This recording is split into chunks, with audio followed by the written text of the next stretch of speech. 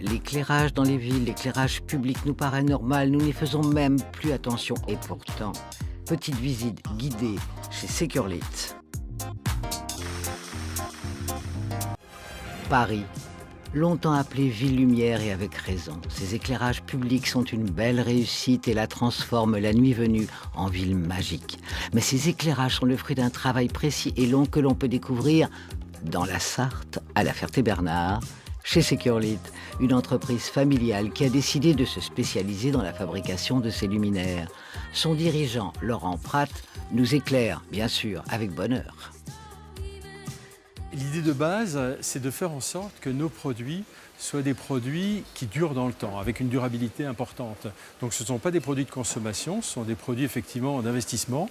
Et les gens qui installent ou qui utilisent ont besoin de luminaires, d'abord qui consomment peu d'énergie, et surtout qui ne fassent pas parler d'eux.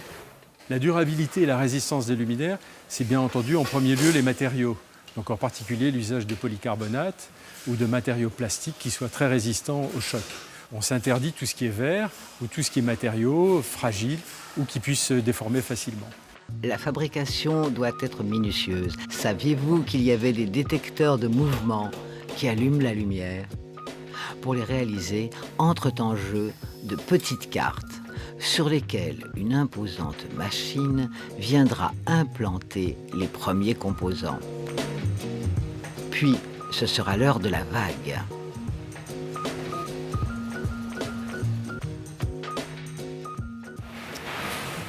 Donc ici, on a le poste de la vague. En fait, on a de l'étain. On a un corps qui passe avec les cartes et ça vient souder les composants. Donc une fois que les cartes sont sorties de la machine, on a une carte vierge comme celle-ci qui sort où on a des composants qui sont posés.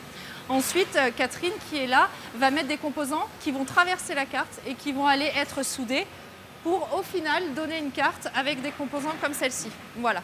Et donc là, une fois qu'on a fait ça, notre carte pour les détecteurs est prête. Après, bien sûr, avoir vérifié toutes les cartes. Vous n'avez pas une belle brasure, il manque de l'étain, donc je viens rajouter de l'étain. J'ai une loupe pour grossir un peu et quand j'aperçois qu'il y a un défaut, j'ai un fer pour venir rebraser. Une fois vérifiées, les cartes sont placées dans leur boîtier et associées à des LED. Puis c'est le montage 100% manuel de nos jours, un vrai luxe. Des machines ne le feraient pas aussi bien puisqu'en fait on est sur beaucoup de manuels, donc il faut des petites mains, ce que j'appelle petites mains, avec de l'assemblage manuel puisque sur le luminaire on doit passer dans des trous nos fils, on doit câbler nos détecteurs, donc c'est des petits trous. Donc tous ces assemblages en fait cumulés font qu'on est vraiment sur du manuel de précision.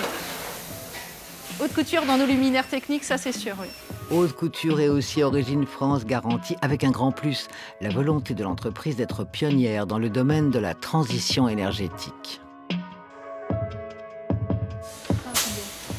Le coût de l'éclairage public aujourd'hui, on peut, en passant de l'ancienne technologie, qui était l'éclairage traditionnel au cours des 30 dernières années, en passant à la LED, on est déjà quasiment assuré de gagner à peu près 80% sur la consommation énergétique uniquement en passant à la LED.